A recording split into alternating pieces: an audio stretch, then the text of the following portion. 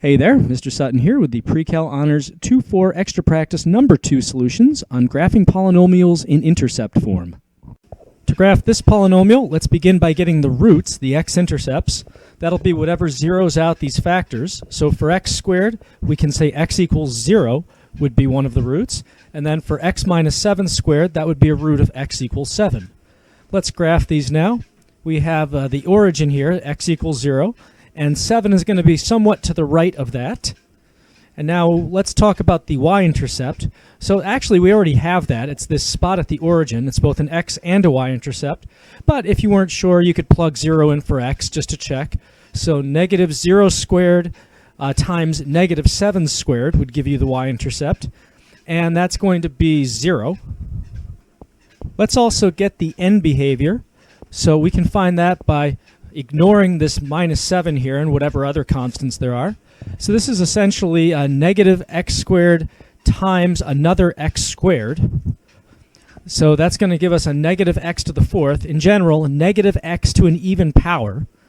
So that's going to be the same as a negative x squared. It's basically like an upside down parabola. So we're starting below the x-axis and ending below the x-axis. Now at the individual roots, since 0 comes from an x squared and also 7 from a squared factor, those are both double roots, meaning our graph is going to bounce at both 0 and 7. So we start down here, we bounce at 0, come back, bounce at 7, and we end below the x-axis right where our end behavior says we ought to be. To graph this polynomial, let's start by getting the roots. So for this x minus 7, x equals 5 is going to zero that out. And for x plus 3, that's a root of negative 3. So we've got negative 3 somewhere over here to the left of the y-axis, and 5 is somewhere to the right. And now the y-intercept, we get that by plugging 0 in for x. If you do that, you've basically got negative 5 cubed times 3. So that's negative 125 times 3, negative 375. And that's going to be somewhere down here. Now let's get our end behavior. So we basically have an x cubed times an x if we were to put this in standard form. So that's x to the fourth for the lead term, basically a positive x to an even power, which means we have the same characteristics as an upward facing parabola, an x squared. So we're going to start above the x-axis and end above the x-axis. Now what's happening in between? For that we look at the root behavior. At negative 3, that came from an x plus 3 to the first power. Since that's a single root, we're going to just cross through that without anything fancy going on. But this 5, this came from a cubic factor, so that's a triple root, meaning we're going to go through and flatten as we go, kind of like an x cubed graph when we get to x equals 5. So starting above the x-axis, we cross through negative 3, and then we come up and flatten through 5, and we pass through this y-intercept along the way. Now notice we're ending above the x-axis, right where our end behavior says we should be. The first step to graphing this polynomial is to get the zeros, the roots, or x-intercepts. So going through each factor and setting them equal to 0, we have x equals 0 for this negative x out here, and then negative 6 for this middle factor, and negative 4 for that last factor. Graphing those out, negative 6 is the furthest to the left, somewhere over here, and then we have negative 4, and finally 0 at the origin. Now this x-intercept is also a y-intercept because it's on both the x and y-axis. But if you weren't sure about the y-intercept, you could plug 0 in for x. Basically, you have negative 0 times 6 times 4, which comes out to 0, just like we would expect. And now for the end behavior, the far left and the far right, taking a look here at these x's without the numbers, we've got a negative x times an x times another x, all first power there. So this comes out to negative x cubed, or negative x to an odd power. So that's going to behave a lot like negative x, basically a downward sloping line. So we're going to start above the x-axis and end below the x-axis. Now in between, if you look at all these factors here, this is all first power stuff. So that means all these roots are single roots, and our graph is going to just cross through each of those x-intercepts without doing anything else.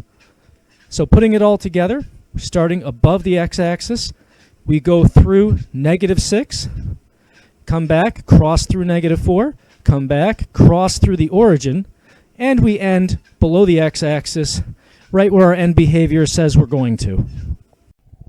For this polynomial, let's start by getting the zeros. So going from left to right, this x gives us a root or 0 of 0, and then we have -5, and finally +5. Putting those on our graph, -5 is to the left of the y-axis, we've got the origin, and we've also got +5 over here to the right. Next, let's get the y-intercept, although actually we already have it. This x-intercept at the origin is also a y-intercept, but if you weren't sure, we could plug 0 in for x. That would give you 0 times 5 times -5, which would come out to 0, just like we expected. For the end behavior, we have an x times an x times an x. That gives us the third power, third degree equation here. So that's basically x to an odd power, which in general, since it's positive, it looks like an upward sloping line if you look at the end behavior. So we're starting below the x-axis and ending above the x-axis. And then for the roots, these are all single power, so we just have 3 single roots. That means we have 3 places where we're just crossing through the x-axis without doing anything else.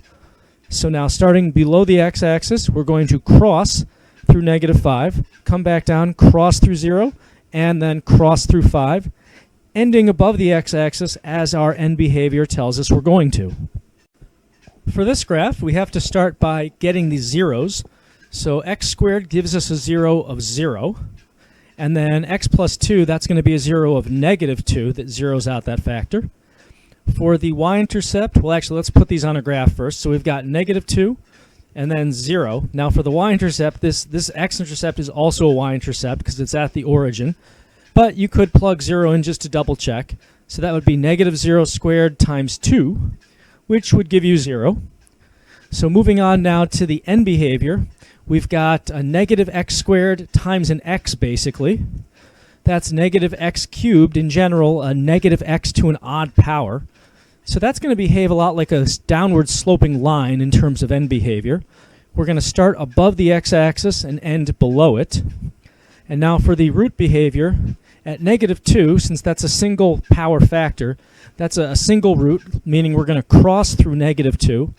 And since 0, the origin here, came from an x squared, a double root, that means we're going to bounce at 0. So starting above the x-axis then, we cross through -2, come back, bounce at 0, and we end below the x-axis like our end behavior says we're going to. For this polynomial, we'll start with the graphing by figuring out the zeros or x-intercepts, the roots. So going from left to right here, this first one is giving us a root of -4 because that zeroes out that factor. Then we have -1, +4, and +9. So that's going to be -4 over here on the far left. -1's a little closer to the y-axis. And then we have 4 to the right and 9 further to the right.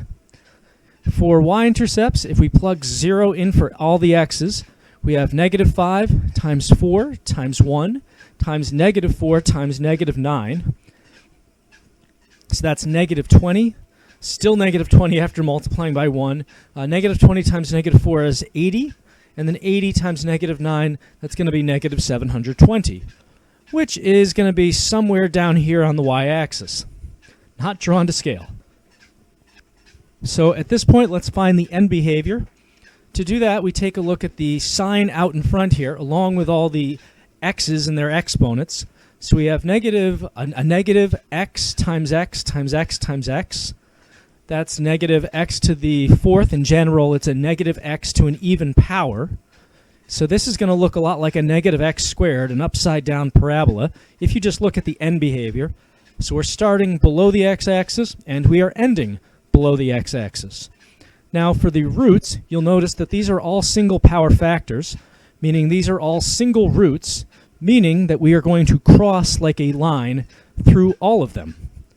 So putting it all together, we start below the x-axis, we cross through -4, and -1, 4, and 9, and we go through negative 720 along our way, and we end below the x-axis, just like we would expect to with this end behavior here.